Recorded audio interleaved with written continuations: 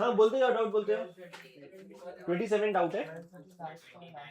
Okay 27 मुझे बताओ कि इंटीग्रेशन ऑफ 1/x क्या होता है। रुक जाना, 26 का इंटीग्रेशन ऑफ 1/x, तो हमने बोला था यार x की पावर, इंटीग्रेशन ऑफ जो पहला वाला था वो ये था, राइट। अब ये काम करता है हमेशा except n is equal to -1, क्योंकि n इज इक्वल टू -1 रखेंगे तो ये बेसिकली क्या बनता है, ये तो ये काम नहीं करता है। तो 1/x का इंटीग्रेशन हमने रेक्टिफिकेशन करा था, क्या था वो, नहीं। तो हमने डिफरेंशिएशन से आते हैं। log x या ln x का डिफरेंशिएशन क्या था, तो वहीं से याद कर ले। अगर तेरे को ये याद है कि ln x का डिफरेंशिएशन 1/x था, तो 1/x का इंटीग्रेशन कितने से ln x होगा, तो इनडायरेक्टली इस चीज का जो इंटीग्रेशन है वो हमारे पास ln x है। लिमिट कुछ लिखी थी उसमें 2 और 4 है ना, तो ये हमारी लोअर लिमिट थी, ये अपर लिमिट थी। तो हमने क्या किया था, ये लिखा था, फिर हमने बोला था अच्छा लॉग की छोटी मोटी प्रॉपर्टीज पता है क्या, मतलब जैसे यहाँ पे हम 4 डालेंगे तो यहाँ पे लिखा है ln4 माइनस फॉर्मूले का ln2, ln a minus ln b। हाँ ये पता है क्या कि नहीं पता है, पता है ना सबको, है ना। तो ये ln a अपॉन b तो वो 2 हो जाएगा, ये है पक्का। ओके आगे बोलो। 29 you don't like green colour, green colour नहीं है, कैलीग्राफी का पेन। हाँ यू लाइक येलो। ओह अभी तो ऐसा फैंसी नहीं लगता, ऐसा कैलीग्राफिकली। अबे यार you don't like good writing, what to do. नहीं तो इसको थोड़ा मोटू कर देते हैं ना, एक बार ट्राई करते हैं, 3 नंबर पे करते हैं। अबे तो लुकिंग कूल यार, नहीं अभी सही दिख रहा है, चलो ट्राई करते हैं, नहीं तो अभी कर देंगे फिर। 29 अच्छा एक इंटरेस्टिंग चीज समझना ध्यान से, find the value of x, ये निकलना है। हाँ यार एक और चीज जो नहीं बताई है, सुनना ध्यान से, क्या है हमने क्या बोला था, इंटीग्रेशन y dx का मैथमेटिक ग्राफिकल रिप्रेजेंटेशन क्या है, it actually tells us area under the curve, कि अगर मेरे पास कोई फंक्शन है fx, उसका x के रिस्पेक्ट में जब इंटीग्रेशन करेंगे तो ये मुझे एरिया अंडर द कर्व देता है। कहां से कहां, जहां पे लोअर लिमिट है जहां पे अपर लिमिट है। अब एक चीज समझना ध्यान से कि अगर मेरे पास ये y है, ये x है, ये x1 है, ये x2 है, तो integration y dx gives us area under the curve coordinate axis के बीच में। कि अगर मैं इंटीग्रेशन y dx बोल रहा हूं तो ऐसा सोचो कि मैंने यहां से यहां के बीच में जो भी इसका फिजिकली जो भी एरिया होगा वो मुझे देगा इंटीग्रेशन y dx। एक इंपॉर्टेंट चीज जो नहीं बात करी हमने वो है कि अगर वो x एक्सिस के ऊपर होता है, that area is considered to be the positive area. समझना ध्यान से, अगर वही एरिया x एक्सिस के नीचे है, that is considered to be the negative area. ठीक है, इसका मतलब ये है कि अगर मेरे पास कोई, ये है कहानी, सपोज ये वाला पॉइंट है x1, ये वाला पॉइंट है x2, ये y, ये x, तो इंटीग्रेशन y dx मुझे एक्चुअली अभी भी एरिया देगा, बट x एक्सिस के ऊपर वाला एरिया, मतलब x1 से यहां तक का area, this area will be like a positive area, यहां से ये वाला area is taken to be the negative area. तो integration y dx is the total area under the curve, but जितना पोर्शन x एक्सिस के ऊपर है वो पॉजिटिव एरिया कंसीडर होगा, जितना पोर्शन x एक्सिस के नीचे है वो नेगेटिव एरिया कंसीडर होगा। यहां तक कहानी सही है। प्रैक्टिकली ऐसा क्यों हो रहा है, बहुत सिंपल सी कहानी है, छोटा समझ लो, बट इसको एक्चुअली डिटेल में समझाऊंगा जब हम वर्क पढ़ते हैं। तो वर्क होता है इंटीग्रेशन f dx, जो तुमने फोर्स और डिस्प्लेसमेंट के नाम पे पढ़ा होगा। तो फोर्स अगर डिस्प्लेसमेंट के डायरेक्शन में होता है तो that work is considered to be the positive work. अगर फोर्स और डिस्प्लेसमेंट ऑपोजिट डायरेक्शन में होते हैं तो वो नेगेटिव वर्क होता है। तो टोटल वर्क इज, क्योंकि वर्क एक स्केलर क्वांटिटी है, ये बस थोड़ा सा आगे बता रहा हूँ कि इसका यूज केस क्या है। वर्क एक स्केलर क्वांटिटी है, तो पूरा work positive minus negative work हमारा ओवरऑल वर्क आएगा। यहाँ तक सही। अब ये वाली चीज समझना ध्यान से क्या है, और उसका लॉजिक क्या है, लॉजिक बहुत सिंपल सा है, ये प्रैक्टिकली दो चीजों का मल्टीप्लीकेशन है, एक y और एक dx। y हमारे पास एक नंबर है, dx is Chhotu change in x, Chhotu change in x, dx का मतलब ये this is my Chhotu dx। तो जब y पॉजिटिव है तो पॉजिटिव y इंटू dx आएगा, बट जब y नेगेटिव है, अगर है ना, अगर ये छोटू dx ले रहा हूं तो यहाँ पे y नेगेटिव है ना वैल्यू वाइज, मतलब क्योंकि वो x एक्सिस के नीचे है, इसलिए इसको हम नेगेटिव वर्क ले रहे हैं। यहाँ तक सही पक्का। अब इस प्रॉब्लम से समझ में आ जाएगा कि हमें जो डायग्राम दिया है उसमें ये ऐसा है, फिर एक लाइन बनी है जो कि ऐसी है, कुछ कुछ डेटा दिया है, ये 5 दिया है, ये y है, ये x है, ये 1, ये 2 और यहां पर x1 है। इन्होंने बोला है find the value of integration y dx, जहां पे ये 0, इसको x1 बोला है और ये मिलाकर हो 5। ये समझ में आ रहा है? पक्का? ये मैथमेटिकल स्टेटमेंट लिखा है कि इस चीज की वैल्यू 5 दी गई है, कहां से कहां स्टार्ट हो रहा है 0 से और खत्म हो रहा है x1 तक। तो इस पूरी चीज का एरिया किस वैल्यू ऑफ x1 के लिए 5 होगा? यहां तक सही? पक्का? तो हमने क्या पढ़ा कि जितना एरिया x एक्सिस के ऊपर है that area is taken to be positive, मतलब ये वाला जो एरिया है is consider to be the positive area. ये एरिया कैसे निकाले? ये एक रेक्टेंगल है और ये एक ट्रायंगल है, राइट एंगल ट्रायंगल। हाँ, या तो वो, या ट्रपीज भी बोल सकते हैं इसको, है ना? एनीथिंग। तो अगर मैं इस पूरी चीज को एक ट्रपीज ट्रीट करूं तो half summation of parallel side, यहां से यहां तक है 2, यहां से यहां तक है ये 1, ये 1 लिखा है ना? ये 1 + 2 है ना? Half summation of parallel side multiplied by the distance between the parallel side. कहने से वो 5 है, तो this area is taken to be the positive area, right? ये जो एरिया है, ये this area is taken to be negative area, क्योंकि 0 से x1 की बात हो रही है। ये क्या है? ये एक राइट एंगल ट्रायंगल है, तो इसका एरिया क्या होगा? हाफ इनटू दिस, ये कितना होगा? x1 - 2, तो ये होगा x1 - 2 मल्टीप्लाइड बाय ये लेंथ। अरे ये लेंथ दी होगी कुछ, ये 5 होनी चाहिए। अच्छा, वो स्लोप से निकाला है। ओके सुनो, सॉरी, ये 5 कैसे आएगा? यार ये tan थीटा से नहीं, 5 कैसे आ रहा है? निकालना पड़ेगा 5, तूने निकाला होगा ना 5। ओके, अब हमें ये नहीं पता है क्योंकि मुझे ये लेंथ चाहिए। ये कैसे निकालेंगे? अगर मैं इस एंगल को थीटा बोलूं तो ये एंगल भी थीटा होगा। ये वाले एक छोटू राइट एंगल ट्रायंगल में, ये वाले में tan थीटा क्या आएगा अपने पास? 5 अपॉन, कोई आया मुझे लगा, इसमें tan थीटा क्या आएगा? 5 upon this is how much? ये पूरा 2, ये 1, तो ये 5 अपॉन 8 इज इक्वल टू, इस राइट एंगल ट्रायंगल में, इसको मैं y बोल दे रहा हूं, इस राइट एंगल ट्रायंगल में ये y अपॉन दिस, तो y अपॉन दिस कितना होगा? x1 - 2।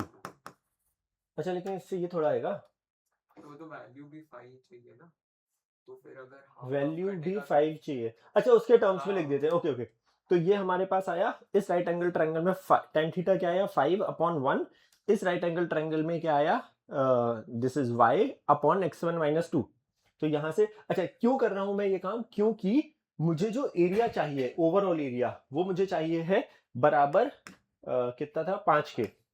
इसमें this area is positive area, this area is negative, तो पॉजिटिव एरिया तो पूरा पूरा लिख दिया, उसमें से माइनस कर रहा हूं मैं नेगेटिव एरिया। नेगेटिव एरिया में क्या तकलीफ है?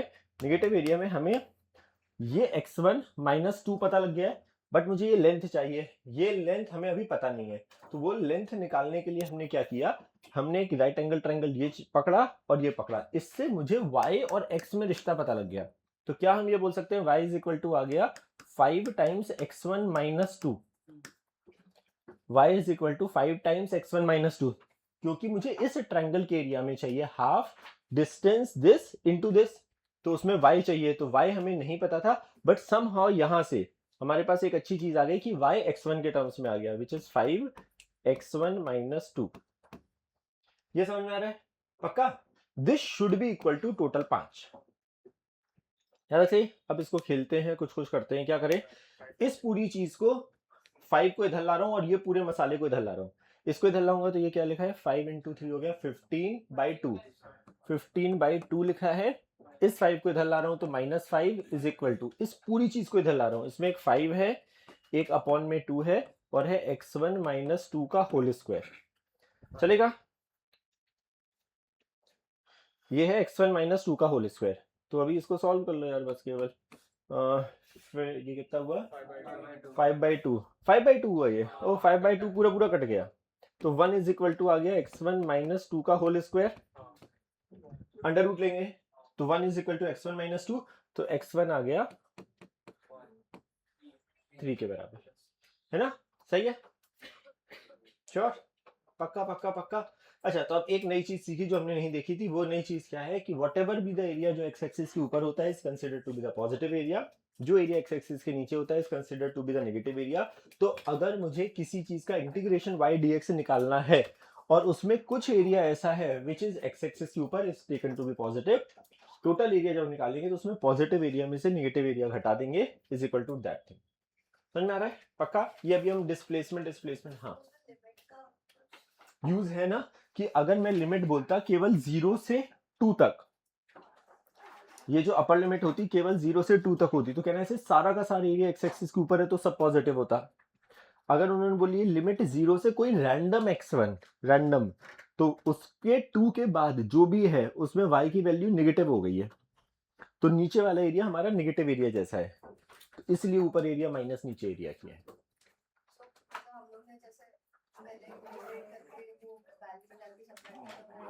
मतलब आइडियली हमने करा वही है, बट यहाँ पे प्रॉब्लम ये है कि मुझे यहाँ पे भी इक्वेशन नहीं दी गई और ये x1 अननोन है, इसलिए प्रॉब्लम है। एक चीज और अगर ध्यान से देखेगी ना तू, अगर मैं केवल तुमसे बोलता 0 से 2 तक, यहाँ पे लिमिट 0 से 2 होती तो केवल इतना एरिया आता, वो एरिया अगर तुम ध्यान से देखो ये आ रहा है ना, half summation of parallel side into distance, तो अगर ध्यान से देखो ये 15/2 है 7.5, मतलब केवल ये एरिया जो है वो हमारे पास 7.5 आ रहा है, और ये बोल रहे हैं 0 से x1 तक का एरिया मुझे 5 चाहिए, ये नंबर ऑलरेडी 5 से बड़ा है, तो 100% कोई कुछ चीज कम हो रहा होगा। तो इनडायरेक्टली हम ये भी बोल सकते हैं कि जो इतना एरिया है ना has to be 2.5 magnitude wise.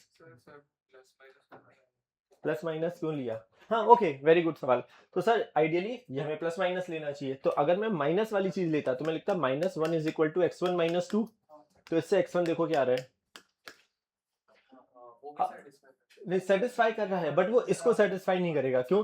0 से 1 के बीच में जो हमारा एरिया है वो ये है, तो आइडियली वो ये भी होगा। एक्चुअली ये भी x1 की वैल्यू ना ये भी हो सकती है, ट्रू, दोनों आंसर हो सकते हैं, बट हमें क्योंकि ग्राफ दे दिया उन्होंने दे दिया है कि भाई वो आगे तक जा रहा है। रियलिटी में देखो इसका एरिया देखो 5 दिख रहा है, 0 से 1 के बीच में केवल ट्रायंगल आएगा और वो 5 है, बट क्योंकि उन्होंने ग्राफ मेंशन कर दिया, ये चाहते हैं कि x1 की वैल्यू 2 से ज्यादा हो। हाँ देखो, तो अगर ये मल्टीपल आंसर होता है यार, 36 किसको डाउट है? 36 यार हटाओ, ये हो गया ना यार। मुझे बता कि हमने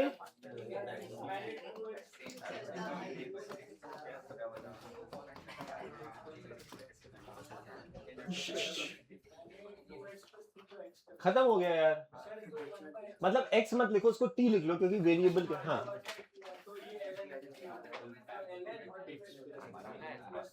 ओ मैं समझ गया तेरी गलती, अब तू अपनी गलती पता करेगा। तूने क्या किया, इसको टी माना, तो अब हमने देख अपने आप, अब ये गलती से ना तुझे अगली बार कभी गलती नहीं होगी। तूने इसको टी माना तो ये इक्वेशन किस में कन्वर्ट हो गई, integration of dx upon T में। क्या हम t को x के रिस्पेक्ट में इंटीग्रेट कर सकते हैं क्या? क्या हम कुछ भी करके t को, अगर ये यहाँ पे dx अपॉन x होता तो हम ln x लिख देते, अगर यहाँ dt अपॉन t होता तो हम ln t लिख देते। तो अभी ये इंटीग्रेट नहीं हो रहा है, टू बी ऑनेस्ट। अगर केवल यही लिखा होता तो नहीं हो रहा है, तो हमें क्या चाहिए, या तो सच में x के रिस्पेक्ट में इंटीग्रेट करो, अगर यहाँ t लिख रहे हो तो t के रिस्पेक्ट में करो, तो मतलब I am not liking this dx, तो मुझे dt चाहिए। यहां तक समझ में आ रहा है? क्यों इंटीग्रेट क्यों नहीं हो रहा है, ये समझ में आ रहा है? ये t का फंक्शन है और तुम बोल रहे हो x के रिस्पेक्ट में इंटीग्रेट करो, तो अब मुझे बताओ क्या कर सकते हैं।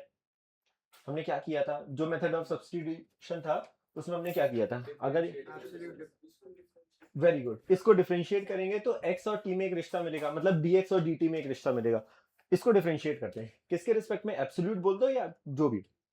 मैं एक मिनट यहाँ पे ना t इधर लिख रहा हूँ जस्ट समझाने के लिए। हाँ अभी मैं 2 है खत्म यार, तो dt upon dx is equal to 2x का 2 आएगा, 3 का तो 0 हो गया, जो अपॉन का dx है उसको मल्टीप्लाई किया। हमें dx अच्छा नहीं लग रहा है, तो हमने क्या किया, dx को dt अपॉन 2 लिखा, एंड समहाउ वो 2 कांस्टेंट था, तो कहने से वो 2 कांस्टेंट बाहर आया, dt अपॉन t आया, तो ये आ गया 1/2 ln t, बट t तो मैंने माना है, तो t सही है पक्का। अबे मुझे थोड़ा MIT में सिलेक्ट होना है। ओके समझ में आ रहा है? एक और चीज अब याद रखना, तुम्हें याद है यार, मैंने एक ये याद कराया था तुम्हें, साइन nx का या cos nx का, उसमें अपॉन n आ रहा था। अब एक चीज और तुम ध्यान दो, अगर ऑब्जर्व करो, अगर वेरी गुड, तो अब तुम ये धीरे धीरे ऑब्जर्व कराना चाह रहा हूं तुम्हें, अगर मेरा ये लिखा है only and only if dx upon x होता था तो ln x बनता था। अगर dx अपॉन नीचे लीनियर फंक्शन है, वेरी वेरी वेरी इंपॉर्टेंट, अगर लीनियर फंक्शन है तो उसका इंटीग्रेशन सेम वही चीज को, तो मसाले को याद कर सकते हो ln x, बट x का काम कौन कर रहा है, ये वाला मसाला, तो ln ax प्लस b आएगा। बट याद रखो जो x के साथ जो भी कोफिशिएंट लिखा है उसको डिवाइड कर दो। देखो ध्यान से, ये करा, फाइनल इंटीग्रेशन देखते हैं उत्तर क्या आ रहा है। ये आ रहा है पूरी पूरी चीज का ln तो आ ही रहा है, बट x के साथ जो भी कोफिशिएंट लिखा है कांस्टेंट, कहना से उसको हम डिवाइड कर दे रहे हैं। तो यहां पर हम जनरलाइज कर सकते हैं इसको कि अगर मेरे पास dx upon a plus b x है तो उसका ln a plus b x आएगा, बट x के साथ जो भी मसाला लिखा है दैट्स इट।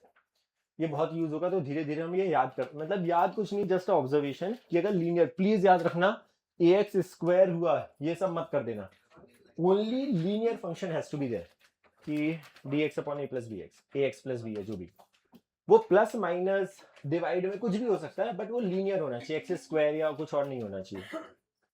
खुश हो जाए। फिर तो वो e raised to the power something linear function को भी वैलिड है ना, फिर से बोलो। मतलब e raised to 2x plus 3 होगा, यस यस, उसको भी वेरी valid गुड। तो अभी है ना, इसीलिए मैं एकदम से सारी चीजें नहीं बताना चाह रहा हूँ, वेरी गुड, गुड ऑब्जर्वेशन, कि अगर ये है तो इसके लिए भी वैलिड है, e raised for x का e raised for x, और ये सब जगह आएगा। बट वही बोल रहा हूँ कि एक साथ नहीं बताना चाहता हूँ, क्योंकि कुछ कुछ चीजें ना धीरे धीरे आती हैं तो फिर वो ऑब्जर्व हो जाती हैं, सब एक साथ बता दो फिर वो गड़बड़ हो जाता है। But yes, it is valid. 12 हाँ चल, यहाँ से समझा देता हूँ, वेरी गुड, कूल। या किसी को और डाउट है मैक्सिमम मिनिमम में क्या? 13। यार एक काम कर रहा हूँ, 12 से अच्छा ना 13th प्रॉब्लम है ना, मैक्सिमम मिनिमम का ही है, मैं 13 समझाता हूँ। या अच्छा पहले 12 भी समझाता हूँ। अच्छा एक मिनट, ऐसे क्या बुरा मान जाए, पता चले राजीव हटाओ ये। यार क्वेश्चन नंबर 12 समझ लो, so that it be a revision of maximum minimum. x cube लिखा है, okay, y is equal to x cube minus 3x square plus 6। ये एक फंक्शन है, कैसा है भगवान जाने, कैसा है मुझे नहीं पता, कुछ भी हो सकता है, रैंडम। पक्का हमने बोला कोई एक फंक्शन है जिसका मुझे मैक्सिमम या मिनिमा कहां पर होगा और कितनी वैल्यू होगी, ये दो बातें हैं। कहां पर का मतलब कि जैसे यहां पर इस वैल्यू पर इसका मैक्सिमा है, इस वैल्यू पर इसका मिनिमा है। किसी भी जगह पे मैक्सिमा या मिनिमा निकालने के लिए हम उसको डिफरेंशिएट करेंगे, क्योंकि डिफरेंशिएशन dy बाई dx हमें क्या देता है, स्लोप। स्लोप हमारे पास क्या है, किसी भी जगह पे टेंजेंट, यहां पे भी dy बाई dx जीरो, यहां पर भी dy बाई dx, तो जहां पर dy बाई dx जीरो होगा वहां या तो मैक्सिमा होगा या मिनिमा होगा। तो पहले हम ये पता करते हैं कि कहां पर होगा। इसको सबसे पहले डिफरेंशिएट करते हैं x के रिस्पेक्ट में। या प्लीज कोई और मत बोलना है, एक बार इसका जल्दी से डिफरेंशिएशन बता दे। Very good, cool, that's it. ठीक है, ये आया तो हमारे पास ये बनी क्वाड्रेटिक इक्वेशन, इसके दो रूट आएंगे, इसको हमें बराबर करना है जीरो के। एक रूट तो सीधे सीधे दिख रहा है, x is equal to zero, तो मतलब x कॉमन ले रहा हूँ, 3x कॉमन ले रहा हूँ, तो कहने से आएगा x माइनस 2, तो 3 तो जीरो बेकार हो गया, तो एक आ रहा है x is equal to zero और एक आ रहा है x इज इक्वल टू 2। यहां पर या तो मैक्सिमा होगा या मिनिमा होगा, हो सकता है दोनों maxima minima, we don't know. तो हमने क्या बोला कि जो भी हमारे पास dy बाई dx आया, किस जगह पर मैक्सिमा होगा या मिनिमा होगा, उसको एक बार और डिफरेंशिएट करेंगे, उसका डबल डिफरेंशिएशन निकालेंगे। ठीक है, इसका एक बार डिफरेंशिएशन बोलो एक बार प्लीज, बाकी लोग चलो। हाँ very good, 6x minus, cool, यहां तक सही। इसमें जो भी हमारी x की वैल्यूज आई हैं dy बाई dx जीरो करने पर, एक बार ये डालेंगे, एक बार ये डालेंगे। जब x की जगह मैं यहाँ जीरो डाल रहा हूं तो मेरा कितना आ रहा है, -6। हमें -6 से मतलब नहीं, हमें ये मतलब है कि वो नेगेटिव आ रहा है, पॉजिटिव आ रहा है, क्या आ रहा है। तो जब -6 आ रहा है तो कहने से that is less than zero, मतलब what is less than zero, this is less than zero. जिस जगह पे लेस देन जीरो, तो जो हमें फील होता है उसका उल्टा, हमें क्या फील होता है कि लेस देन जीरो मतलब मिनिमम होना चाहिए। कि मैं उल्टा फालतू चीज बता रहा हूँ है ना, तो याद करने के लिए बता रहा हूँ, याद आ रहा है थोड़ा थोड़ा सा, मैं बहुत जल्दी बोल रहा हूँ क्या, पक्का समझ में आ रहा है ना थोड़ा सा। तो लेस देन जीरो आ रहा है, तो यहाँ पर होगा हमारा मैक्सिमा। x की जगह 2 डालते हैं, अगर यहाँ 2 डालेंगे तो आएगा 12 माइनस 6, मतलब this is coming out to be greater than zero. Greater than zero पर हमारा होगा मिनिमा। क्या पूछा था, क्या, अच्छा मिनिमम एंड मैक्सिमम वैल्यू पूछी नहीं, अच्छा दो आंसर है क्या, अच्छा okay, at what y value, no no maximum value पूछी है। तो इस जगह पर मैक्सिमा सॉरी हाँ, इस जगह पे मैक्सिमा, इस जगह पे मिनिमा आ रहा है, वो बोल रहे हैं कि मैक्सिमम और मिनिमम वैल्यू क्या होगी। तो जिस जगह पर मैक्सिमा या जिस जगह पर मिनिमा आ रहा है वो वैल्यू डाल दो ओरिजिनल फंक्शन में। जैसे कि अगर मेरा मैक्सिमा आ रहा है x इक्वल टू 0 पर, उस जगह पे वैल्यू कितनी है, मतलब ये नंबर पूछ रहे हैं ये, है ना। तो x की जगह 0 डालो, ये 0 ये 0, तो ये आ रहा है 6, मतलब y की मैक्सिमम वैल्यू आ रही है 6। मिनिमम वैल्यू के लिए x की जगह डाल दो 2, तो ये 8 माइनस वॉट एवर जो भी आएगा। समझ में आ रहा है? पक्का? श्योर? Okay cool. यार तो फिर ओ अच्छा, बट इसकी एक मजेदार चीज अब बताना चाह रहा हूं मैं, सुनो तो। अब क्योंकि अब आ गया है, तो अब मैं ना एक कुछ इंटरेस्टिंग चीज बताना चाहता हूँ, ठीक है चलेगा? सॉरी, कुछ नोट कर लीजिए क्या तुम? वैसे तूने डिफरेंशिएट न्यूमरेटर अपॉन डिनोमिनेटर से करा है, वैसे करा है? ओके यार, एक आध दो इंटरेस्टिंग चीजें बताना चाह रहा हूँ क्वेश्चन नंबर 13 के बारे में, ठीक है, क्योंकि एक ऐसा अगेन एक ऐसा रिजल्ट है जो अपने को बार बार जरूरत पड़ेगी। हो गया? ओके। तो यार एक सवाल दिया है क्वेश्चन नंबर 13। अच्छा, लेकिन दिया नहीं था, तुम लोगों ने ट्राई नहीं किया होगा, बट मैं कुछ एक कंसेप्ट समझाने के लिए सवाल बता रहा हूँ, ठीक है। तो एक चीज याद रखना, अगर मुझे एक फंक्शन दिया है y is equal to a sine theta plus b cos theta, ठीक है, अगर इसकी मुझे मैक्सिमम या मिनिमम वैल्यू बतानी है, तो मैं सबसे पहले क्या करूंगा, इसको डिफरेंशिएट करूंगा। अभी मैं प्रॉब्लम नहीं बता रहा हूं, मैं कुछ और चीज समझाना चाह रहा हूं। अच्छा, थीटा की जगह एक्स भी लिख सकते हो, है ना, कोई फर्क नहीं पड़ रहा है। A sine x plus b cos x, है ना, वो थीटा लिखोगे तो थीटा के रिस्पेक्ट में करेंगे, एक्स लिखेंगे तो एक्स के रिस्पेक्ट में। तो मैं अगर इसको डिफरेंशिएट करूं dy बाई डी एक्स, तो ए का तो ए कांस्टेंट है, हाँ, साइन एक्स का क्या हो जाता है, cos x, plus b cos x का होता है माइनस साइन एक्स, राइट। हमने बोला जहां dy बाई डी एक्स 0 होगा वहां पर वैल्यू हमारी मैक्सिमम या मिनिमम जैसी कुछ होगी, तो हमने ये 0 करा, तो इसको इधर ला रहा हूं, तो ये आ रहा है a cos x is equal to b sin x, सही। तो यहां से आ रहा है tan x, इस cos x को डिवाइड कर रहा हूं, इस b को इधर ला रहा हूं, जहां पे tan x a by b के बराबर होगा वहां पे फंक्शन की मैक्सिमम या मिनिमम वैल्यू आएगी। ये समझ में आ रहा है? क्या हमने कभी ये बात करी है क्या कि ये tan x अगर हमारे पास, अच्छा एक बार इस जगह पे हमारे पास मैक्सिमम या मिनिमम वैल्यू आएगी, ठीक है। अब अगर मैं tan x a by b है, मतलब x ये वाला एंगल होगा, ये होता है परपेंडिकुलर अपॉन बेस। अगर मैं इस वैल्यू को यहां पर डालूं कि वो क्या होगी, तो y की वैल्यू आ रही है अपने पास a। अगर tan x हमारा a बाई बी है, तो देखो sin x क्या होगा, a अपॉन, कैन आई से हाइपोटेनियस होगा, something like under root of a square plus b square. तो a sin x की जगह लिख रहा हूं मैं a upon under root of a square plus b square plus b cos x। cos x होगा हमारा b upon under root of a square plus b square, चलेगा। ये लिखा है a square plus b square upon under root of a square plus b square, एक under root से, मतलब ये लिखा है a square plus b square ऊपर, क्योंकि डिनोमिनेटर सेम है, ये लिखा है दिस थिंग, चलेगा। इससे ये काट सकते हैं, अंडर रूट बन जाएगा। तो अब यहां पर एक बहुत इंपॉर्टेंट चीज याद रखना कि जो y है उसकी जो मैक्सिमम वैल्यू होती है वो होती है under root of a square plus b square. अब समझना ध्यान से क्या क्या चीजें अपने को समझनी है। अगर मेरे पास एक फंक्शन लिखा हुआ है y is equal to a sine theta plus b cos theta या a sine x plus b cos x, उस फंक्शन की मैक्सिमम वैल्यू होती है साइन x का कोफिशिएंट का स्क्वायर प्लस कॉस x के कोफिशिएंट का स्क्वायर का समेशन का under root. So under root of a square plus b square उसकी मैक्सिमम वैल्यू होती है, उसकी मिनिमम वैल्यू होती है minus of under root of a square plus b square. जैसे आते भी थोड़ा सा और डिस्कस करते हैं। तो हमें यह समझ में आ गया कि अगर हमारे पास एक फंक्शन लिखा हुआ है कुछ भी a साइन थीटा, अच्छा a के साथ cos हो तो भी चलेगा, a cos theta plus b sine theta, एक ही बात है, a और b। तो साइन थीटा और cos थीटा के जो भी कोफिशिएंट है उसका स्क्वायर करो, ऐड करो and take the under root. यहां तक सही। जैसे कि अभी एक प्रॉब्लम दिया है y is equal to 2 upon sine theta plus root 3 cos theta, ऊपर का 2 तो कांस्टेंट है ना।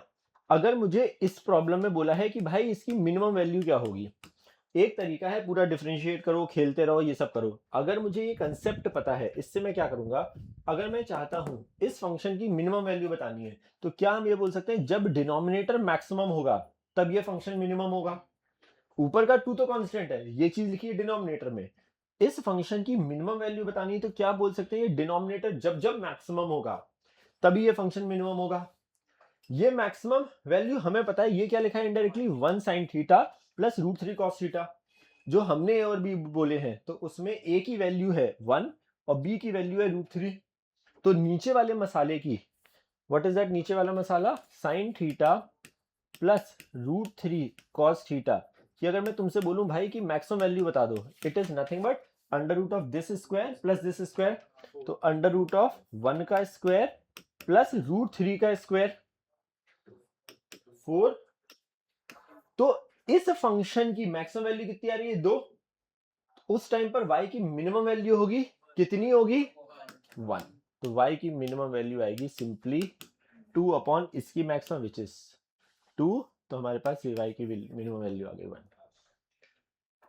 थोड़ा सा फील समझ में आया है, इसको अभी बहुत काइनेमेटिक्स में थोड़ा डिटेल में जाऊंगा इस पे, बट आइडिया समझ में आ रहा है कि क्या किया है ना। जो तूने किया वो बिल्कुल सही, ऑब्वियसली वही तरीका है, उसी को ही कुछ कुछ यूज करके हम एक जनरलाइज रिजल्ट। देखो हम पता है रिजल्ट किसको बना रहे हैं, जो चीजें बहुत ज्यादा रिपीटेडली यूज हो रही हैं उस चीज को हम बोलेंगे कि हम याद कर लेंगे, क्योंकि हर बार ये आएगा तो हम हर बार ये काम कर सकते हैं, just it gets used multiple times, तो हम उसको याद रख लेते हैं क्या, कि a sin theta plus b cos theta की मैक्सिमम वैल्यू होती है under root of a square plus b square. फिर से बोल, इंटीग्रेशन ऑफ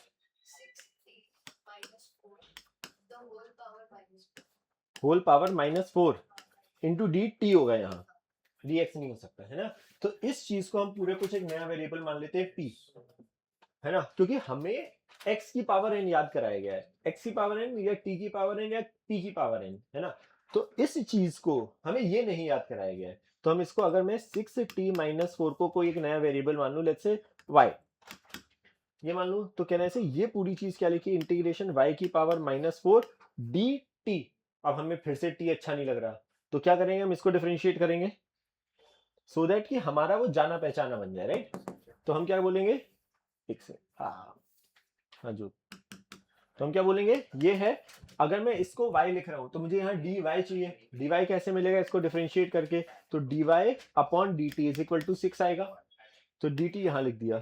तो ये चीज हमारी किस में कन्वर्ट हो गई, इंटीग्रेशन 60-4 को हमने लिखा y की power -4, we are not liking dt, तो हमने बोला यार dt को हटाओ dy के टर्म्स में, तो dt की जगह लिख सकते हैं dy अपॉन 6 कांस्टेंट बाहर आया, ये जाना पहचाना दिख रहा है, y की पावर -4 प्लस 1, तो y की पावर -3 अपॉन जो भी मसाला है वो डिवाइड करेंगे तो -3, यहाँ पे 1/6 है ही, ये आया। बट y मेरा माना हुआ वेरिएबल है, तो y को रिप्लेस करो फिर से इससे,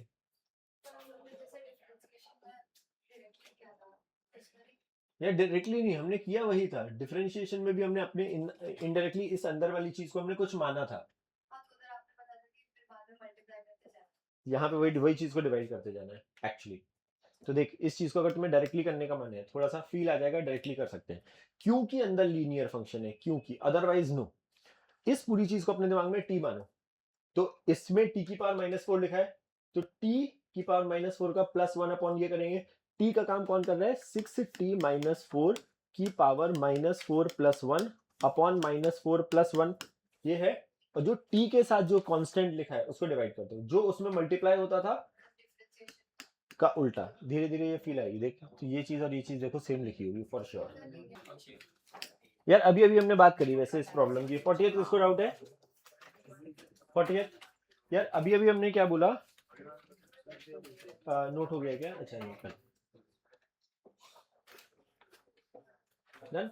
तो यार देख वहां पे क्या लिखा है, e की पावर 100t प्लस 6, e की पावर 100t प्लस 6 और यहां लिखा है dt, सही है। यार हमें e की पावर में एक ही चीज याद करा गई है विच इज e की पावर x, मतलब हमें अगर केवल e की पावर में एक ही सिंगल वेरिएबल है विच इज x तो हमारा काम चलेगा, तो हमें ये नहीं अच्छा लग रहा, तो अगर मैं इसी चीज को अगर मैं x मान लू, y मान लू, p मान लू, w मान लू तो हमारा काम चल जाएगा, तो इसको x ही मान लेते हैं और समझा, या y मान लो, x बार बार ऐसा लगता है कि वो, तो ये लिखा हमने ये ये लिखा, ये कन्वर्ट हो गया इंटीग्रेशन e की पावर y, बट अब वो t नहीं अच्छा लग रहा हमको, तो हमने क्या किया, इसको डिफरेंशिएट, तो dy upon dt is equal to 100 आएगा, तो 100 आया इंटू dt, तो dt की जगह लिख दिया dy अपॉन 100, वो कांस्टेंट था उसको बाहर फेंका, समझा ना, वो वही सेम कहानी है। श्योर। तो देखो अब ध्यान से देखो, लीनियर फंक्शन अगर आ रहा है तो इसको डायरेक्टली याद कर सकते हैं, इसको अगर लीनियर है तो उसको एज इट इज लिख दो, जो भी उत्तर है ये, और जो x के साथ कोफिशिएंट है उसको डिवाइड कर दो, जो काम हम डिफरेंशिएशन में मल्टीप्लाई कर रहे थे वो डिवाइड कर दो, तो इसका डायरेक्टली हम लिख सकते हैं ये, provided it is a linear function, that's it. क्या आया तेरा? अरे वेरी गुड, तो ये तो कर ही सकती है ना तू।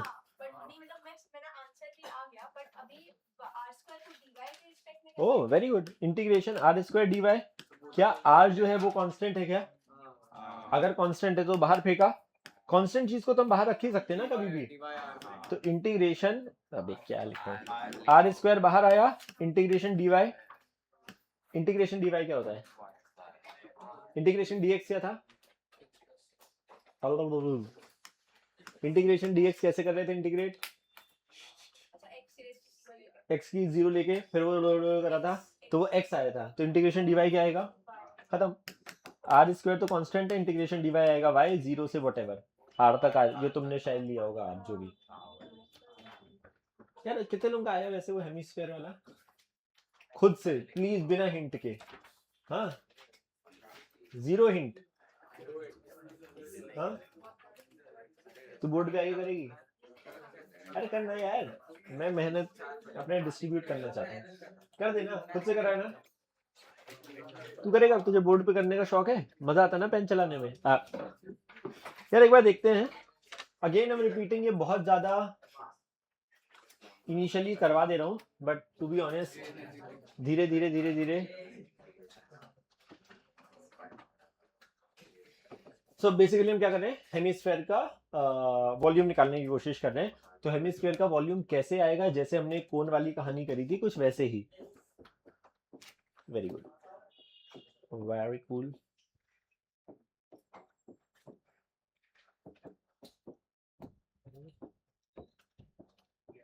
अरे वाह वाह वाह, पहले पढ़ाता था क्या तू कहीं?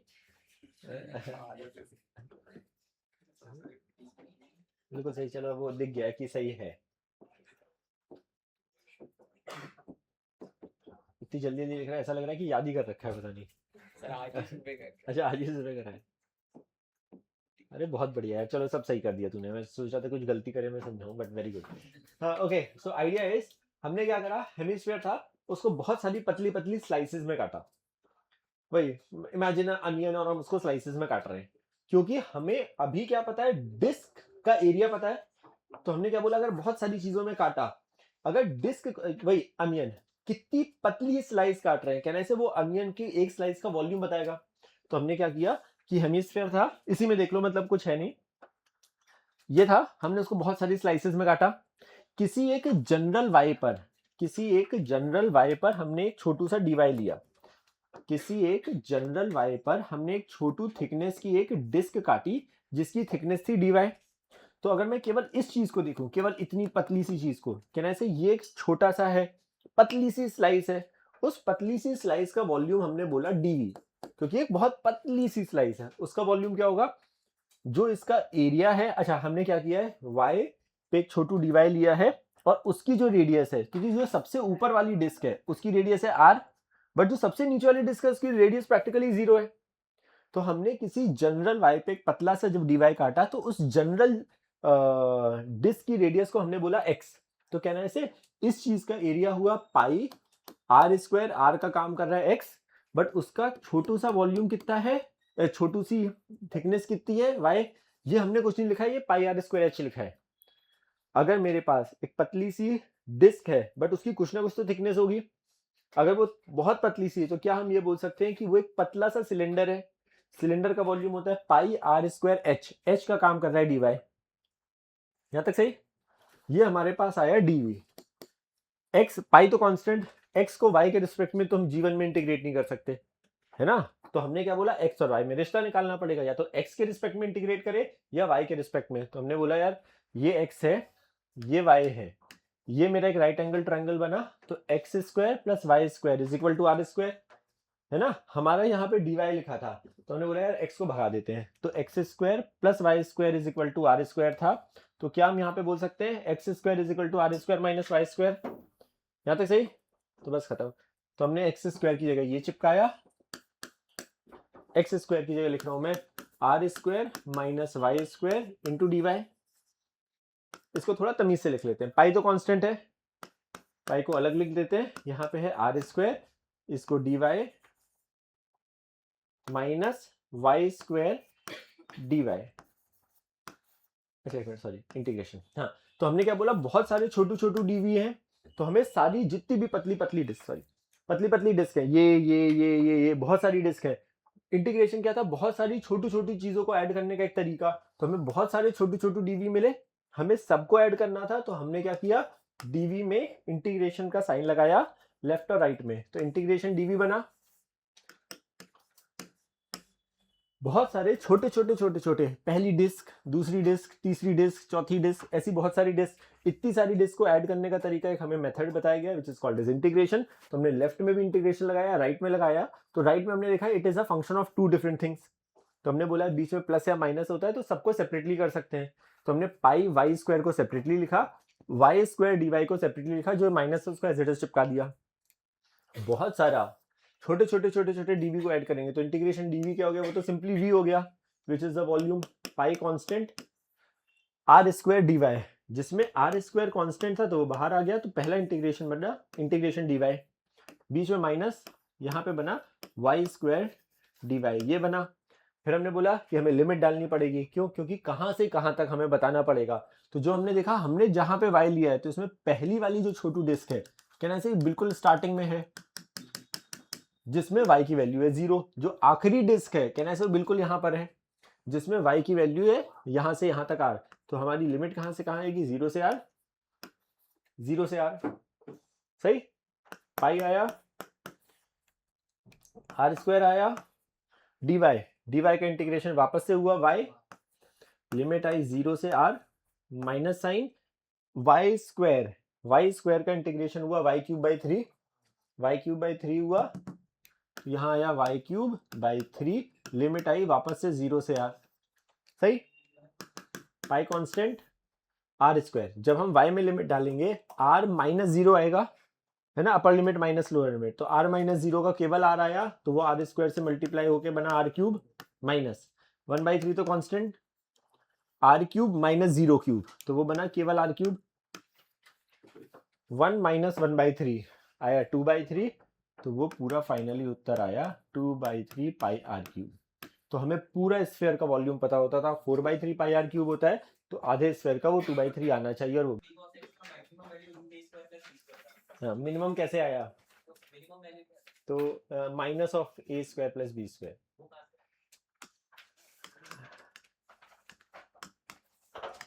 कहाँ से आया यार, ये आता है उसी चीज को, जब हमने tan थीटा बोला ना, तो tan थीटा वो नंबर एक जगह पे और होता है ना, तो वो वाली चीज है कि यार देखो एक और चलो इंटरेस्टिंग वो बताता हूँ, a sin theta plus b cos theta है ना,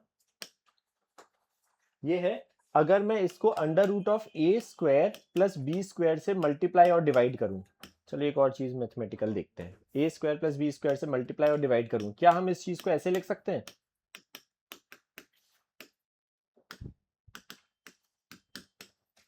Can I say it is the same thing?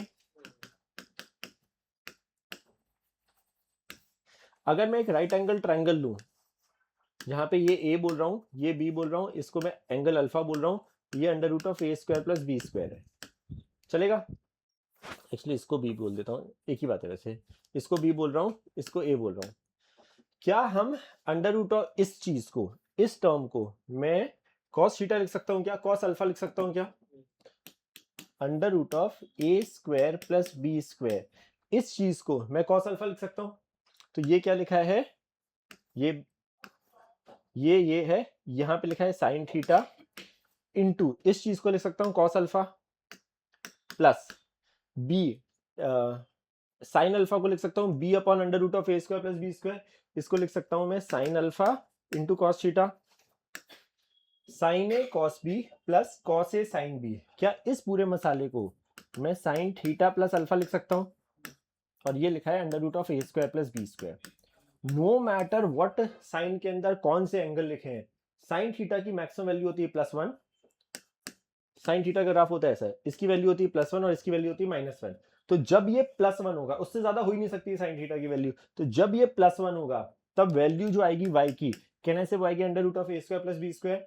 जब ये -1 होगा तब ये वैल्यू आएगी y की minus of a square plus b square. तो इस पूरे फंक्शन की जो वैल्यू होती है वो y हमेशा अलग अलग सिचुएशन में उसकी वैल्यू इसके बीच में वेरी करती है, minus of a square plus b square से a square plus b square.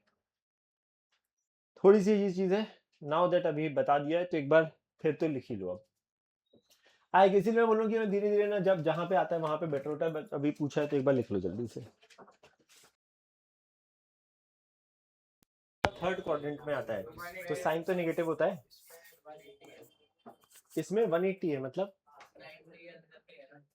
नहीं साइन का जो वैल्यू होता है, साइन थीटा का जो वैल्यू होता है, यहाँ थीटा और साइन थीटा का जो ग्राफ होता है वो हमेशा 0 से ये π/2 होता है। तो 0 से π/2 में वो +1, 0 से +1, फिर +1 से 0, फिर उसके बाद यहां से यहां ये -1 भी पहुंचता है ना। तो साइन थीटा हमेशा depending upon the value of theta, sine theta will always lie between -1 and +1। तो जब साइन थीटा का वैल्यू हमारा -1 हो रहा होगा, हमें मिनिमम मैक्सिमम वैल्यू निकालनी है, तो हमारे पास ये नंबर तो कांस्टेंट हो गया। जब ये वैल्यू मैक्सिमम होगी तब y मैक्सिमम होगा, जब ये वैल्यू, क्योंकि ये तो कांस्टेंट है, जब ये वैल्यू मिनिमम होगी तो y मिनिमम होगा। तो वो इसलिए it lies between this and this, कि जब साइन थीटा मिनिमम होगा तब ये वैल्यू हमारे पास minus under root of a square plus b square होगी। वो है आइडिया।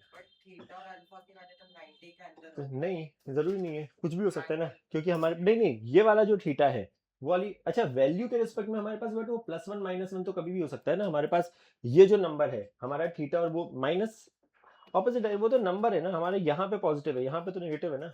साइन देख, आइडिया क्या है,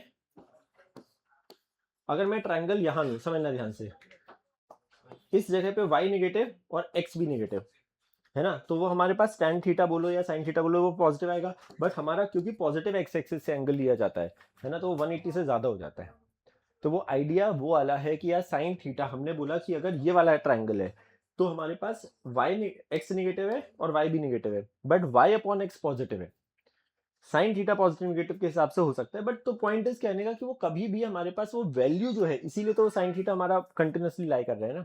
ट्राइंगल में जो एंगल है वो ट्राइंगल का एंगल कहां से मेजर हो रहा है, अगर मैंने ये लिया तो ये पॉजिटिव एक्स एक्सिस से ये मेजर हो रहा है, बट अगर मैंने ट्राइंगल ये लिया तो ये एंगल ये मेजर हो रहा है ना।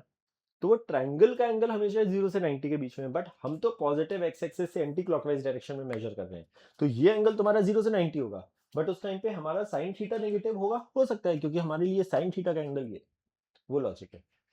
सही है, बढ़े आगे, श्योर। अब यार काइनेमेटिक्स का क्या चक्कर है ना, थोड़ा सा एक चीज समझते हैं हम क्या पढ़ने वाले हैं। तो मैकेनिक्स में दो पार्ट है, एक है काइनेमेटिक्स जहां पर हम, अच्छा तो थोड़ा सा आइडिया होगा तुम्हें, हम न्यूटन्स लॉ भी मैकेनिक्स का पार्ट है। तो मैकेनिक्स के दो पार्ट हैं, वन इज काइनेमेटिक्स, चलिए बीच बीच रुक क्यों रहा है, ये सभी लिखो ना, मैं थोड़ा सा बस आइडिया देने वाला हूँ। सो मैकेनिक्स में हम दो चीजें पढ़ेंगे, वन पार्ट जो हम आज स्टार्ट कर रहे हैं वो है काइनेमेटिक्स, सेकंड पार्ट होता है डायनेमिक्स। काइनेमेटिक्स मैकेनिक्स की वो वाली ब्रांच है जहां पर हम distance, displacement, velocity, acceleration, time, इन सब की बातें करेंगे कि एक गाड़ी यहां से यहां गई, उसका एक्सेलरेशन ये था, तो उसकी 20 मीटर बाद 20 सेकंड बाद वेलोसिटी बताओ उसका, इस टाइप की बात करेंगे। हम यहाँ पर इस चीज की बात नहीं करते हैं, तो प्रैक्टिकली यहाँ पर हम डिस्प्लेसमेंट की बातें करेंगे या डिस्टेंस की बातें करेंगे, वेलोसिटी की करेंगे, एक्सेलरेशन की करेंगे, समय की करेंगे, इन सब में आपस में रिश्ता ढूंढने की कोशिश करेंगे कि ये पता है तो ये कैसे निकाला जाए। डायनेमिक्स वो वाला पार्ट मैकेनिक्स का है जहां पर हम उसके कॉज की बातें करते हैं, हम कि उसका कॉज क्या है, कि मैं यहाँ पे खड़ा हूं, काइनेमेटिक्स में बातें करेंगे कि अगर मैं किसी एक सर्टेन स्पीड से चल रहा हूं तो मुझे यहां से यहां तक पहुंचने में कितना समय लगेगा, हम उसकी बातें करेंगे। हम डायनेमिक्स में पढ़ेंगे what is that cause which is making me move. Newton first law कि अगर मैं रुका हुआ हूं तो न्यूटन के हिसाब से अनलेस अंटिल कोई अनबैलेंस फोर्स हमारे पे नहीं लगेगा तब तक मैं नहीं चल पाऊंगा। तो यहाँ पर हम उसका रीजन पढ़ेंगे, यहाँ पर हम बात नहीं करेंगे टाइम की। हम जब भी टाइम हमें इंट्रोड्यूस करना होगा तो हम डायनेमिक्स से वापस काइनेमेटिक्स पे आएंगे। सो काइनेमेटिक्स में we won't talk about the cause who is making that car move, हम उसकी बातें नहीं कर रहे हैं। एक इंसान भाग रहा है, वो कितनी स्पीड से भागे कि वो दूसरे को ओवरटेक कर ले, है ना, उस टाइप की बातें हम काइनेमेटिक्स में करते हैं। डायनेमिक्स में हम करेंगे कॉज, जहां पर हमारे पास जो चैप्टर स्टार्ट होते हैं, Newton's law of motion, friction, work power energy, centre of mass, rotational motion, तो वो हमारा एक सेकंड पार्ट है। सो प्रैक्टिकली ये दोनों पार्ट काइंड ऑफ इंडिपेंडेंट है। बट मैकेनिक्स की एक मजेदार चीज ये है कि जैसे जैसे मैकेनिक्स में आगे बढ़ते हैं तुम्हें हर प्रीवियस चैप्टर आना चाहिए। तो मैकेनिक्स ओवरऑल अपने जेई सिलेबस का अराउंड 30% कंपोज करता है, कि मतलब जो पूरा मैकेनिक्स है रोटेशनल मोशन वो 30% है। And please it's important request, don't miss any class. जैसी एक क्लास गायब होगी वो लिंक टूटेगा, क्योंकि वो चैप्टर इतना इंटर रिलेटेड है, फिर तुम्हें लगेगा अरे चीज समझ में नहीं आ रही है। जो काम दिया जा रहा है वो काम टाइमली कंप्लीट करना, नहीं तो फिर से सेम दिक्कत होगी। अभी तक क्या था कि हमने डिफरेंशिएशन पढ़ा या वेक्टर पढ़ा या ये पढ़ा। ऑब्वियसली वेक्टर हम हर बार बोलेंगे जब कोई क्वांटिटी डिफाइन करेंगे कि डिस्टेंस और डिस्प्लेसमेंट क्यों डिफाइन करा, तो हम बोलेंगे स्केलर है कि वेक्टर है। कि हमें डिस्प्लेसमेंट को ऐड करना है तो हम ऑब्वियसली वेक्टर वाले जो under root a square plus b square type की चीजें हम ऐड करेंगे या यूज करेंगे। बट अब जो पार्ट स्टार्ट हो रहा है, जो वो पूरा पार्ट था मैथ्स का जो फिजिक्स में यूज होने वाला है, वो चाहे वेक्टर हो चाहे कैलकुलस वाला पार्ट हो। Now it's a proper this thing. तो अब सारी चीजें बहुत इंटर रिलेटेड होंगी। This you will feel also कि अब मुझे जरूरत पड़ रही है तो हम इंटीग्रेशन या डिफरेंशिएशन भी यूज कर रहे हैं। बट आइडिया समझ में आ रहा है कि क्या है।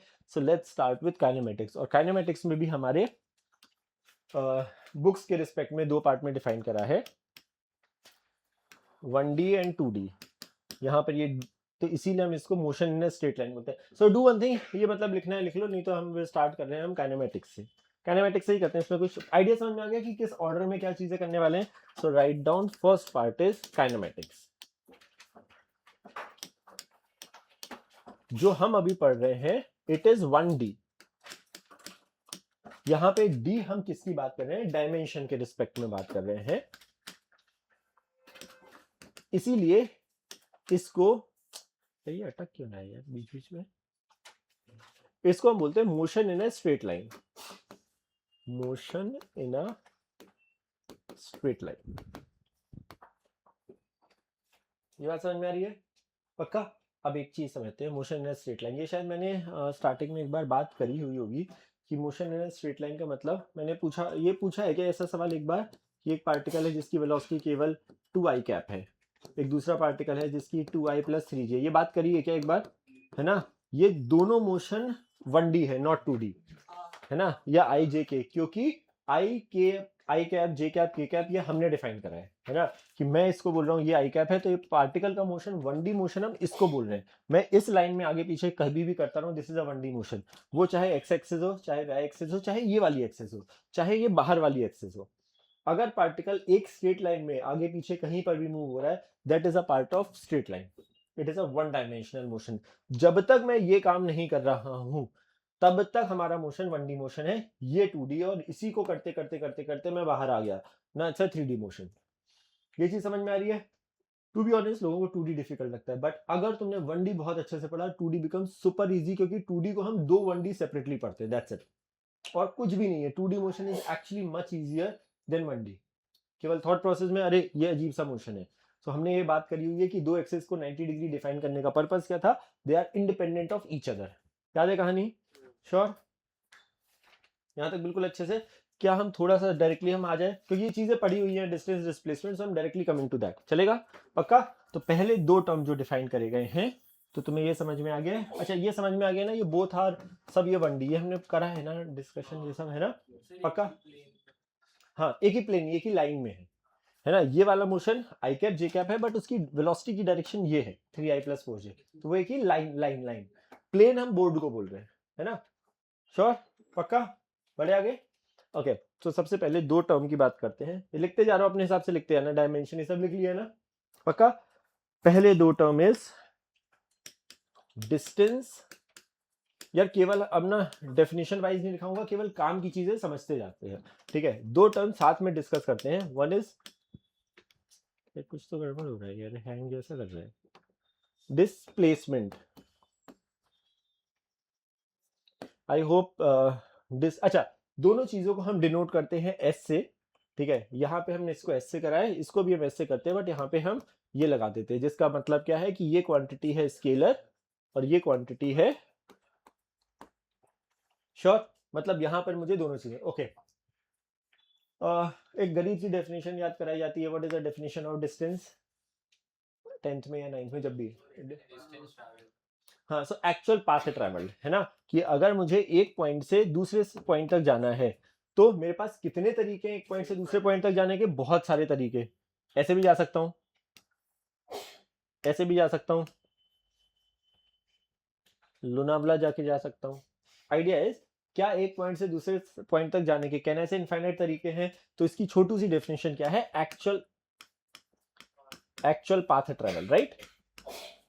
मतलब देखो यार, मैं थोड़ा सा आई डोंट नो जल्दी जा रहा हूँ कि नहीं, बट पॉइंट इज फिर से रिक्वेस्ट कर रहा हूँ कि प्लीज जरा सा भी डाउट हो ना, प्लीज कीप ऑन पूछते हैं, ठीक है। जरा सा भी मतलब जरा सा भी कि तुम्हें नहीं पता है डिस्टेंस, है ना, वो 2 मिनट का ही काम है एक्सप्लेन करना। मैं जल्दी बता रहा हूँ क्योंकि सबने सुने हुए हैं वर्ड कि डिस्टेंस होता है एक्चुअल पाथ ट्रेवल। तो जो गाड़ी में जो हमारा ओडोमीटर होता है, जो गाड़ी में प्रैक्टिकली 2 मीटर होते हैं, एक होता है स्पीडोमीटर, एक होता है ओडोमीटर। ओडोमीटर बताता है कि गाड़ी कितनी अभी तक कितनी चल चुकी है ना, तो कितनी चली है, एक्चुअल पाथ कितना है ना, that is called as odometer. तो वो डिस्टेंस बताता है, तो एक्चुअल पाथ लेंथ या एक्चुअल पाथ ट्रैवल। समझ में आ रहा है, पक्का वर्ड समझ में आ रहा है। और क्योंकि ये स्केलर क्वांटिटी है तो डायरेक्शन का कोई लेना देना नहीं।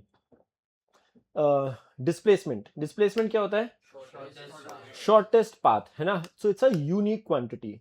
Shortest path is basically a unique number, कि मुझे अगर ए से बी तक जाना है तो it is the minimum distance between 2 point. So ये हमारे पास होगा डिस्प्लेसमेंट, है ना, इसको हम डिनोट करते हैं ये। तो अब ये since it is a vector quantity, तो इसकी डायरेक्शन क्या होती है, इनिशियल से फाइनल पॉइंट के बीच की डिस्टेंस। पक्का लिखते जाओ साथ में, ये लिखो ये लिखो, इसके नीचे हाँ तो एक्चुअल पाथ ट्रैवल लिख लो, डिस्टेंस के नीचे सब लिखते जाओ। मैं केवल काम की चीजें फटफट लिखा देता हूँ, फिर प्रॉब्लम पे ही आते हैं, उससे क्लियर होता है एक्चुअली।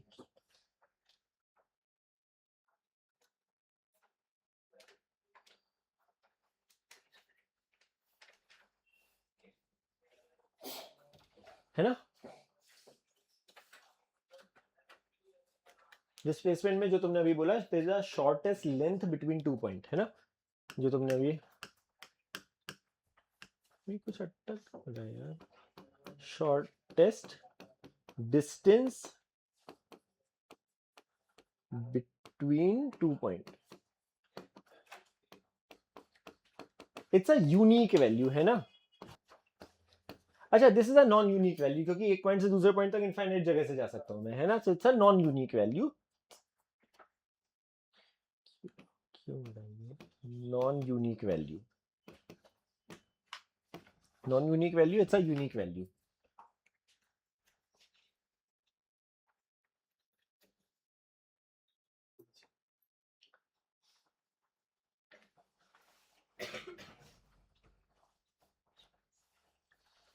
सही है, पक्का।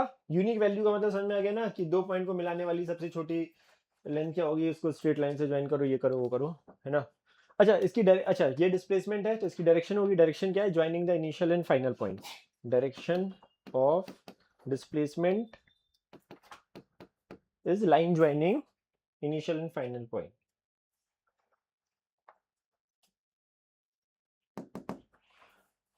which is AB vector, line joining initial and final point.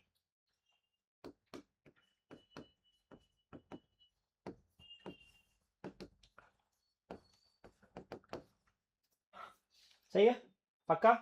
क्या हम इससे एक और चीज बोल सकते हैं क्या, कि जो डिस्टेंस, अच्छा एक और चीज डिस्टेंस के बारे में, डिस्टेंस ना हमेशा ग्रेटर देन और equal to, greater than at equal to 0 होता है। जैसे कि मैं बोलूं कि मैं यहां से चल रहा हूं, ए से बी गया बिल्कुल स्ट्रेट लाइन में, और ये था 10 किलोमीटर, और फिर मैं बी से रिटर्न होके ए पे आ गया, है ना, तो हमारा distance is always a positive number, क्योंकि ओडोमीटर 20 हो जाएगा, है ना। तो मतलब डिस्टेंस हमेशा ग्रेटर देन और इक्वल टू 0 होता है, बट डिस्प्लेसमेंट जो होता है ये ग्रेटर देन 0 भी हो सकता है, इक्वल टू 0 भी हो सकता है, और लेस देन 0 भी हो सकता है। कि मैंने अगर अब ये साइन कन्वेंशन पे आऊंगा कि मैं यहां से चला गया आगे और पीछे वापस आ गया, तो डिस्प्लेसमेंट मेरा 0 है, बट डिस्टेंस मेरा 20 हो जाएगा। तो क्या हम इससे ये भी बोल सकते हैं क्या कि डिस्टेंस का is always greater than displacement? ये समझ में आ रहा है? बट एक अजीब सी चीज है, इसको हम ऐसे नहीं बोल सकते, एप्पल को ऑरेंज से कंपेयर नहीं कर सकते, क्योंकि डिस्टेंस एक स्केलर क्वांटिटी और ये एक वेक्टर है। तो हम इसलिए यहाँ पे इसको ऐसा लिख देते हैं कि हम डिस्प्लेसमेंट के मैग्नीट्यूड को हम डिस्टेंस से कंपेयर कर सकते हैं। वर्ड समझ में आ रहा है कि डिस्टेंस, तो व्हाट इज दैट केस जब डिस्टेंस और डिस्प्लेसमेंट बराबर होंगे आपस में? हमने बोला कि डिस्टेंस हमेशा ग्रेटर देन और इक्वल टू डिस्प्लेसमेंट है, तो व्हाट इज दैट कंडीशन जब इक्वल होगा? वेरी गुड, स्ट्रेट लाइन में without taking a U turn, कि मैं आगे जा रहा हूं तो मेरा डिस्टेंस और डिस्प्लेसमेंट का मैग्नीट्यूड हमेशा बराबर होगा कि जब मैं इज्जत से सीधा चलता रहूं। बट अगर मैंने यू टर्न ले लिया तब डिस्टेंस बढ़ जाएगा डिस्प्लेसमेंट के रिस्पेक्ट में, है ना। तो डिस्टेंस और डिस्प्लेसमेंट केवल एक ही केस में हमेशा इक्वल हो सकते हैं, कि पार्टिकल इज्जत से एक स्ट्रेट लाइन में चले एंड वो यू टर्न ना ले, वापस ना लौटे, तब डिस्टेंस इक्वल होगा। अदरवाइज हमेशा डिस्टेंस हमेशा बड़ा होगा डिस्प्लेसमेंट से। Distance greater than equal to 0 का बस पर्पज है कि मैं अगर खड़े ही रहूं, गाड़ी केवल एक ही जगह पे पार्क है जीवन भर, तभी उस केस में उसका डिस्टेंस 0 हो सकता है। अदरवाइज वो अगर हल्की सी भी चली तो वो उसका डिस्टेंस बढ़ता ही चला जाएगा हमेशा, पक्का। तो वो इक्वल का बस पर्पज ये है कि भाई वो केवल अगर वो जीवन भर वहीं का वहीं पड़े रहे कोई, तब डिस्टेंस 0 होगा, otherwise it is always a greater than 0 number.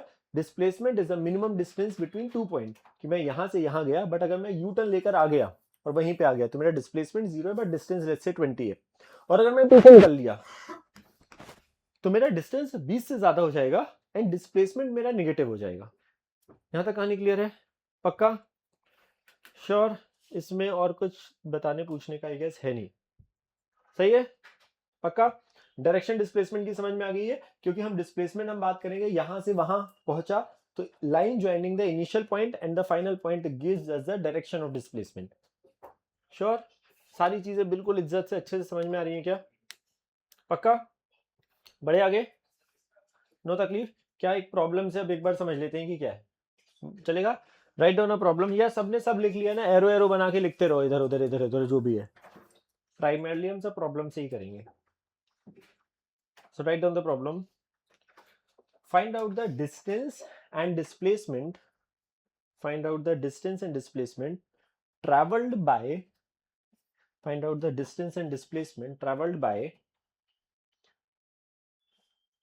the traveled by the tip of, traveled by the tip of a 14 centimeter long, by the tip of 14 centimeter long second hand of a clock, by tip of 14 centimeter long second hand of a clock in दो part है, one is in 90 second and second part is in 20 second. First I want you to use first part केवल try करना। And अच्छा एक minute, pi की value please take it as 22/7।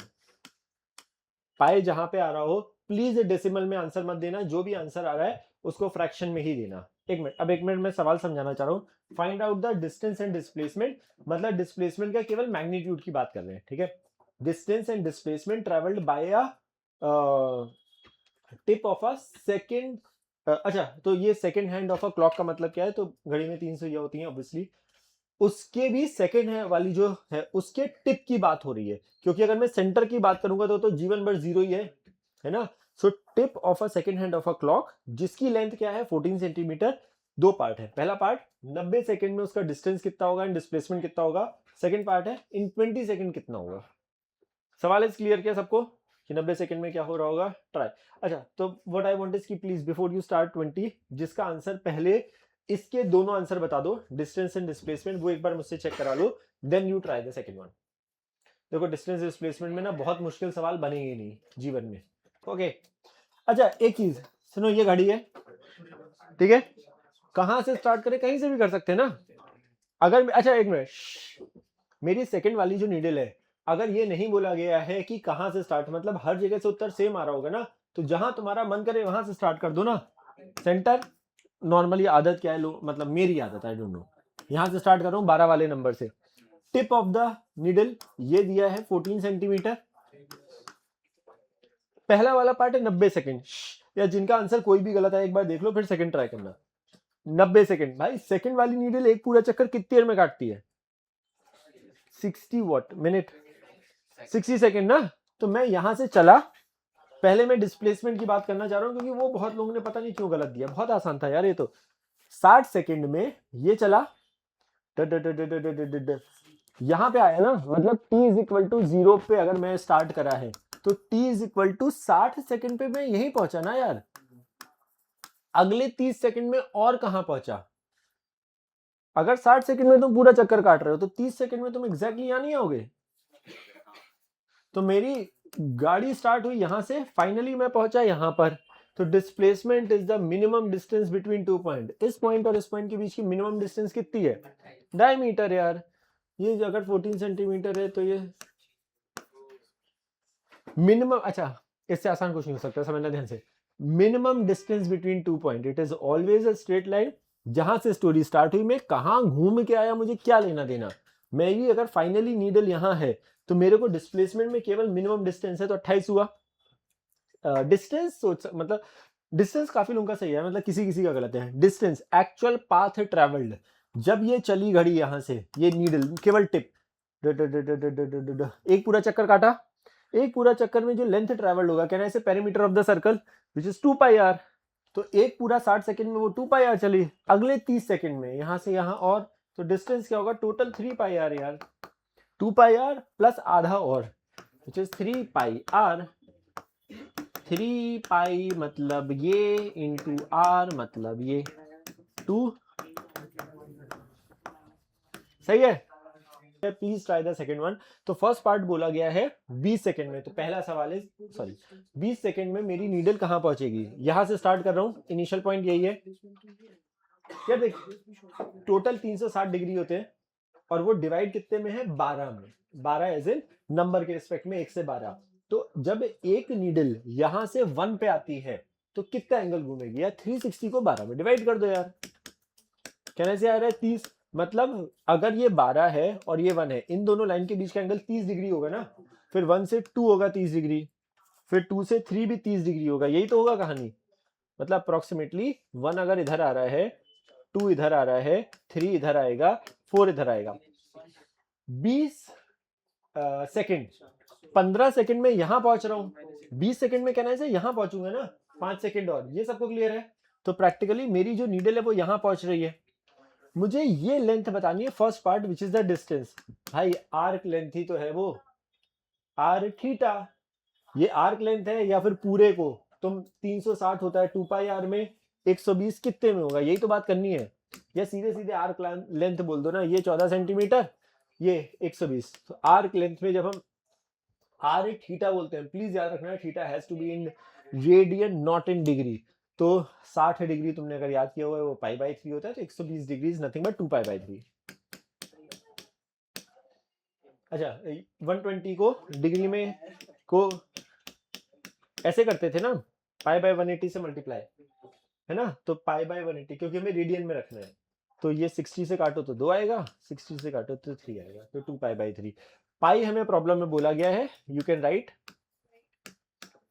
22/7, ये आया, ये 4, तो इट इज 88/3। तो फर्स्ट पार्ट तो ये आ गया। नॉर्मली जो गलती हुई है, नॉर्मली लोगों से जो अभी हुई है डिस्प्लेसमेंट निकालने में, भाई डिस्प्लेसमेंट इज दिस ना, ये लेंथ कैसे निकाली जाए? हाँ, vector addition is one of the तरीका। हाँ, आइसोसेलेस ट्रायंगल इज अनदर तरीका। आइसोसेलेस से कैसे निकालेगा तू? Very good, cool. तो एक है वेक्टर, दूसरा आइसोसेलेस। कि सपोज मुझे वेक्टर नहीं चमका, आइसोसेलेस चमकना चाहिए कि अगर मैं यहां से एक परपेंडिकुलर चिपकाऊं ये, तो ये ट्रायंगल और ये ट्रायंगल देखो सिमिलर है, ये 14, ये 14, ये कॉमन, ये 90, तो कहना से आधा 60 हो गया, ये centre point A point B, ये हो गया। तो कहना से ये और ये आपस में बराबर होंगे। तो अगर मैं ये आधा निकाल लूं विच इज ए बी, तो मेरा काम चल जाएगा। तो इसमें क्या करो, साइन 60 इस राइट एंगल ट्राइंगल में is equal to perpendicular upon hypotenuse. Perpendicular का काम कर रहा है ए बी अपॉन हाइपोटेनियस। कहना से ये तो 14 हो गया। फिर से साइन 60 होता है अपना √3/2। तो हमारे पास आ गया ए बी, कितना आ गया 7√3, है ना। ये आ गया जितना ए बी हो। अच्छा, displacement is what, minimum distance between this point and this point. तो इन दोनों की मिनिमम डिस्टेंस है, ये हमेशा स्ट्रेट लाइन ही है। तो हमें प्रैक्टिकली इसकी लेंथ बतानी है। How much is that length, जितनी ये आई है उसका डबल कर दो। हाँ जो भी, तो डिस्प्लेसमेंट हमारे पास उसका डबल हो गया विच इज 14√3।